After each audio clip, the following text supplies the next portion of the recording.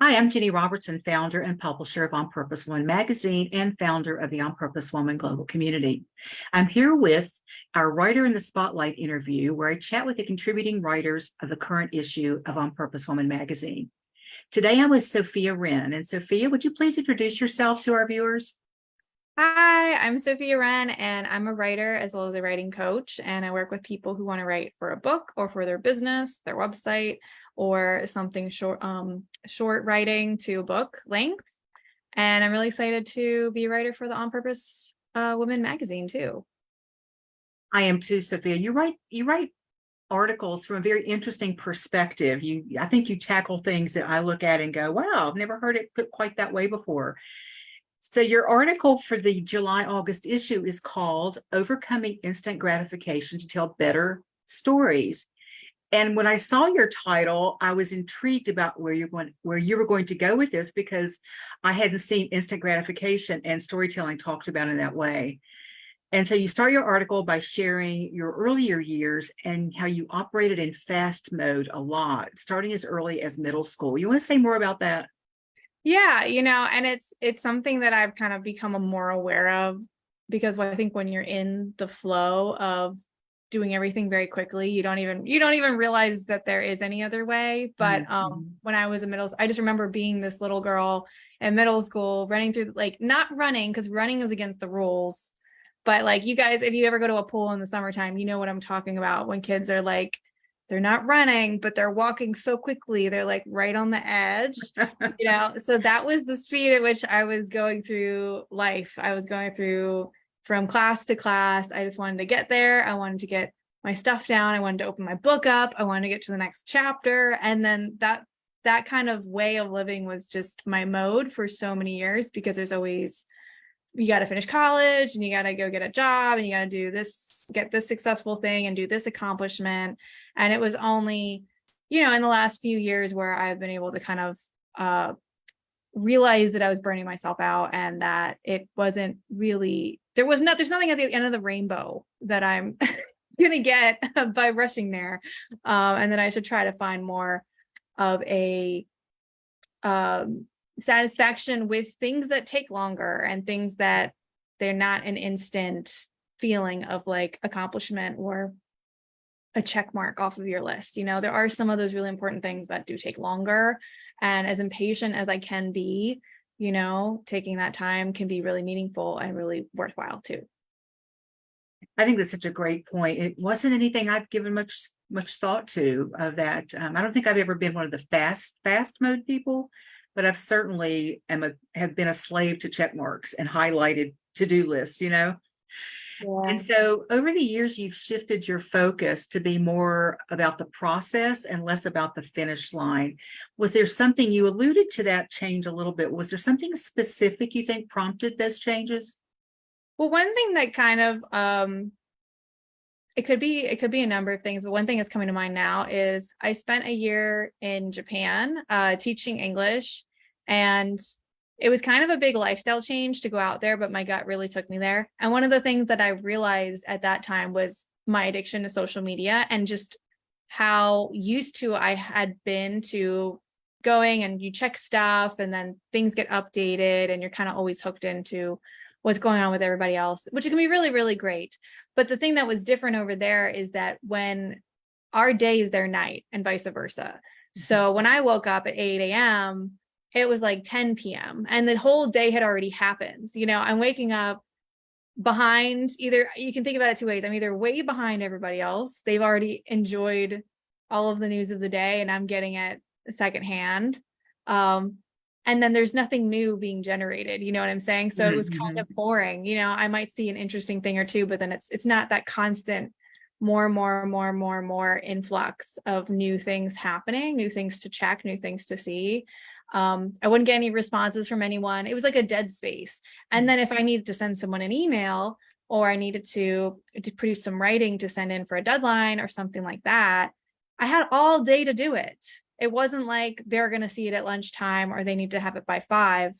By 10 o'clock at night, it's there 8 in the morning. So I have all the time in the world. I had this huge amount of space that I never had felt that I had as far back as I could remember, because I think I've been using social media only for about 10 years, because from 20 to 30. So it wasn't really that long, but it's become the normal now, that like we expect instant communication with emailing and getting back to people. And, I just kind of didn't realize how that had affected my nervous system, and how I really didn't have that sense of space until I went to Japan. So that was, I think, really a big point for me, is that I just had a whole year of, and even more, I was a year and 3 months, a year of like, I'm either ahead or I'm behind, but I'm certainly going at a different speed than I was used to. And it created a whole different way of experiencing life. And you've continued that since you're back I in the try United to. States? It's hard to maintain it. But I try to. I definitely have a lot more, because I'm a person who I love being connected, and I love sharing, and I love interacting and supporting other people. So I don't want to be like cold turkey, I'm quitting all social media, but I also don't want to be so hooked into it that it does seem to light up some of my brain to be really, or in that urgent, we're going fast kind of, I gotta go, consume, or create. Like it does sort of activate something in me. So I try to find a middle ground, and it's something I'm like always trying to work on balancing. So it's not like a already done thing for me. It's definitely something I'm still grappling with, but I feel like I've found a much better balance, at least. I think just having the conversation is going to be interesting to some people who've never even looked at it that way. Yeah. Because you're bringing up some things for me, and I have really attempted over the years to slow that expectation down, because I have those expectations. I send somebody an email, it's been an hour, I know. and then I'm thinking, well, wait a minute, I don't check my email every hour either. So, but I was recalling last week, week before last, someone apparently sent me an email, then they sent me a text, then they sent me a Facebook message. And it was like, well, I sent you this. And it was all within an hour. And it wasn't anything urgent. It just had a question. And I'm like, really, we've gotten so used to that instant gratification that we don't give people the space. So I know I want the space to be able to breathe into something a bit. And so I'm trying to be more gracious about expecting that same thing from other people, that, just because somebody hasn't gotten back to me, even the next day, and I didn't say I need to know by a certain time, so people are on their own clock there. So I think we could all take a lesson from you in that, just slowing it down a little bit, Yeah. And I think there's something about America too, like compared to other countries, that we do have kind of we like things done, we want to know the answer to the question, we want to check it off the list. Like we do have this sort of, efficiency might be too strong a word, because that's kind of saying like it all works really well, but we desire for that instant gratification, we desire for that completion, and so driven by it in many cases, just driven by it. Yeah. And you can look around at the kind of business hours that places have, like being open and 24 hours, and nobody wants to be that person who's giving a customer service person like a hard time, but like still you expect things within a certain amount of time too, so it's just so much in the culture. And I also feel like it's kind of human nature, because it's like a reward to get something done really fast, and then you start to take it for granted that it's always going to be like that, and you get disappointed when it's not.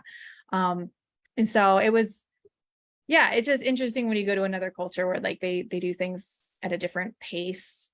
And so it's definitely something that has been a huge theme. And for me, the word is patience, because I think I had to really look at myself and be like, wow, you're really impatient, not just with other people responding, but for me, really with myself, and really with expecting things to be produced or be figured out, or to have something to say in response to someone. And, it wasn't so much that I felt like other people were,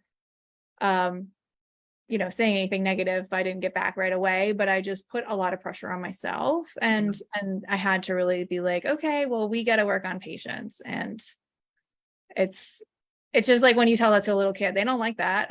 No one wants. And it has to start with patience to self, right? Patience for self.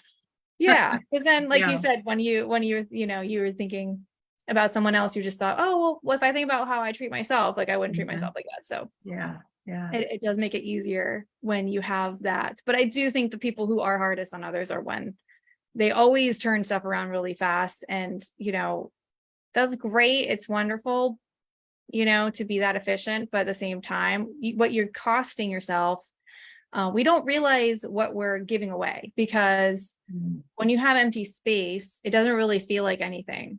You know what I'm saying? You might even feel bored. Like you might even feel like unentertained or unamused, or like there's something missing, that like you're itchy for something, and that's how I felt, like looking at my phone and like, why isn't this as interesting as it normally is? I'm usually so entertained for half an hour by what's going on my lunch break, but I saw all of this already. There's nothing new. Everyone's asleep. And you kind of, your mind goes into a different place, your nervous system can kind of calm down. And like, once you get used to it, you might even be agitated at first, like, again, like frustrated, but then you can get calmer. And then, yeah, you might find yourself like reflecting on your life in a different way, or able to have more awareness, because we might be distracting ourselves from something. And that's something that I have to be careful about, because in the last 2 years, my dad passed away. And that's when I started to look at my relationship with social media as someone back here in America, and kind of falling back into old habits, and just seeing how I was feeling as I was scrolling through stuff, and just realizing, I don't feel like I'm really happy, like this isn't really making me happy. Like, what am I getting out of this time? And then I realized, I think you're distracting yourself maybe from some sad feelings. And what I would do is I would actually when I would go to reach for my phone, I would open up a notes app, and I would write down a sentence about what I felt. I saw that in a YouTube video by a guy named Struthless. He said he did that. And that was really powerful, because I would write down what I was feeling and why I was reaching out to something. And I would honestly just say, yeah, I'm feeling sad and I just want to distract myself, or I just want to not feel this way. I want to connect to people. And then I would think, well, maybe I should just text someone, or maybe I should just do this or that other thing. And then some days it became, I just want to create something to share with others. And that seemed like, well, that's a good reason to use social media. And that seems like that I'll get fulfilled, but to have a little bit more intentionality about it. And then as someone who is a writer, I used to put pressure on myself to every day write something and share on social media and stuff like that. And I don't have that now, because I don't expect for every single day of the year to put something brilliant out on there, because I realized that like less is more in some ways, like I'm just kind of straddling that line of like, I'm present and I'm sharing, but I've also put a lot more energy into writing articles. And I think I've published between different places, like over almost 30 articles in 2023 in different places. So that's like what I've used with my time. I've done some other stuff, and then I can always share about that on social media. Hey, I wrote an article. So I still have to share, but I just feel like I'm not, I'm checking the right boxes now, but there are things that I put more time into than just, let me come up with something to say today. It's a little bit more thoughtful and slower pace, and going into a deeper topic. And yeah, I've just been taking a whole different approach, and just like letting go of those expectations that you need to be everywhere all the time, all at once, every day. Because that is putting a little tiny box around yourself, and your thoughts are gonna be limited by the box that you put on yourself. Well, let's dig in a little deeper on that. Let's concentrate on the writing piece, because Sure. you write that it helps us slow down with our writing, whether it's a blog or social post or the chapter on our book, when we can see the big picture. To help with that, you suggest writing a mind map of the slow burn projects in your life. What is a slow burn project, and how would a mind map look? Yeah, so a slow burn project is basically something that you have cooking. Like if you make like a soup where it needs to simmer for a couple of hours, you don't necessarily always need to be actively adding the ingredients and chopping things up. There might be some time for that, but then you kind of have to let it sit. It's something that you don't immediately feel like it clicks or it's done. And some of the most beautiful things in life are slow burning projects. And again, it's a different kind of project than something that you feel like I got to urgently get this out of house out of the email box by 1 o'clock today. It's going to be next week or next month or maybe even next year. And that sort of allowing it to take what it takes is what makes it a slow burn project, is that you're not putting the pressure on it to happen today. And you can still set goals of when you want to do it, but that's just what it's a different energy. You're going to be putting it on simmer and not on a boil. Okay. So it's simmering. It's a low heat that you're putting into it over a longer period of time. So that's what makes it slow burn. And probably people have a few of them, a few things that, hey, I have this idea to do this thing, or I have this story that I want to tell one day. I have this course I want to teach one day. There's little things that are just bubbling up that we don't know where to put them, right? Yeah, right. Because if you knew everything you were going to do with it, and you would know exactly where to put it, then it would basically be done. So it would be kind of more of a boil situation, perhaps. But yeah, so a mind map is just a visual way to put it out and sort of let yourself be a little messier than regular writing, because regular writing, you write sentences left to right, from the top of the page down the page, and again, even just trying to write like that, our mind sort of has certain rules about how you're allowed to do it, or how you're allowed to write. So when you have the mind map, it's supposed to give you a little bit more freedom to get out of the part of your brain that creates rules and expectations and get into more of the creativity, the raw creativity that doesn't have rules, that's boundless and expansive, and you're just playing and you're having fun, and you're not putting pressure on it. You're not raising it to boil. You're not pumping the gas. You're just checking out what's over here. That's it. You're just looking, just window shopping. And and that's the energy you want to come at it. I'm just window shopping. There's no commitment here. Like, yes, I'm good. I don't need any help from the attendant. Just give me a little space, And then what we do with it is we kind of it's almost like drawing pictures is the way your brain processes it differently from when you write. When you make a mind map, you draw pictures, you do like circles. So every little project gets its own little circle, and you can look at them all. And sometimes you'll notice connections. Like, let's say I have a class that I want to teach, and I'm also thinking, maybe I'll write an article about that, or do a podcast about that, or something related. So you could see, okay, well, there's this project for the course in a circle with the little words to say the name. Over here, I've got this idea for an article, a little circle around that. And then you draw an arrow between the two. Anything related, you just draw arrows. And then it kind of becomes, that's why they call it a map, because it's just like looking at a bunch of physical objects. What are the directions between them? Like, are there roads in between the different things, or are they totally separate and they don't connect at all?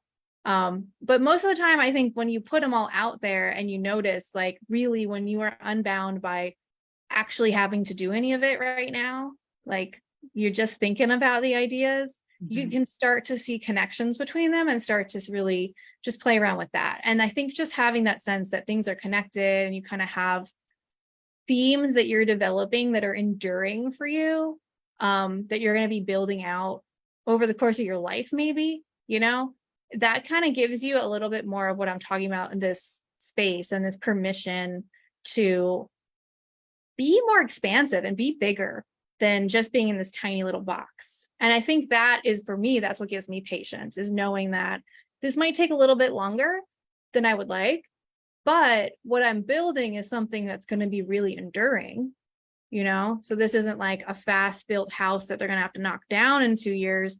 This is like a monument that's going to be here for generations. So it's worth putting a little bit more resources into the time it takes, because it's going to be more enduring and more fulfilling. I also think another great thing about mind mapping is that it gets it out of our head.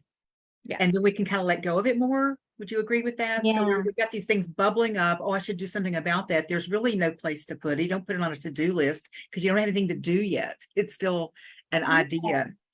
And so you get it onto a place where you can actually look at it. And I know for me, I've often decided that's not something I really want to do from that process as well. But it takes time. Like you say, it's a slow burn. the mind map itself can be a slow burn where you're just kind of in this, it's like you're in a discovery process, I guess. Yeah. And doesn't it feel good when you like, sometimes when people think, oh, I can't do that right now, I'm not going to do that right now, it feels bad. Like it feels like, oh, I failed, or I'm kind of mad or resentful about the situation. I feel like when you can get to a good place and let go, it's a relief. It's a burden that is no longer on your shoulders. Yeah. And it's so nice to know, like you said, that there is a place for it. I have it recorded, and that something like that, the kind of mind map of like your bigger picture ideas could be really great to reference in 3 months or something like that, or 6 months, or do it every year or something like that. But you don't have to look at it every day because it's not really on your agenda. Well, I love how you end your article. I'm going to read this. You write, although many platforms like social media reward you for posting frequently, much of that work is here today and gone tomorrow. But when you take time, you can find something more enduring, a better story, and a personal transformation too. And that's what you were talking about. It's more of a monument than just kind of like this fluid kind of thing that has just gone down the page, right? And yet you spent some time building it too, but it wasn't ready to be built. It was just like, I would say it's probably not some of our best work either. When we do it, we feel like we have to get this instant thing done. Is that correct? Yeah, I think so too, because when it adds some stress, it adds some pressure. And I just don't feel like we're really bringing like all of who we are to it, all of our genius, all of our wisdom. And that is going to come accumulated over the days and over the time. And if we can create more opportunities to be grounded and feel good.